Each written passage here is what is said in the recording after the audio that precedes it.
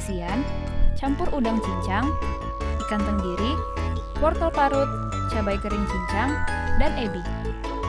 Tambahkan kucai, putih telur, kecap ikan, garam, dan merica bubuk lalu aduk sampai kalis.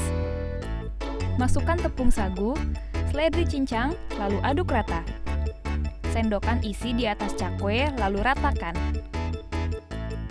Goreng dalam minyak yang sudah dipanaskan di atas api sedang sampai matang. Sajikan bersama saus.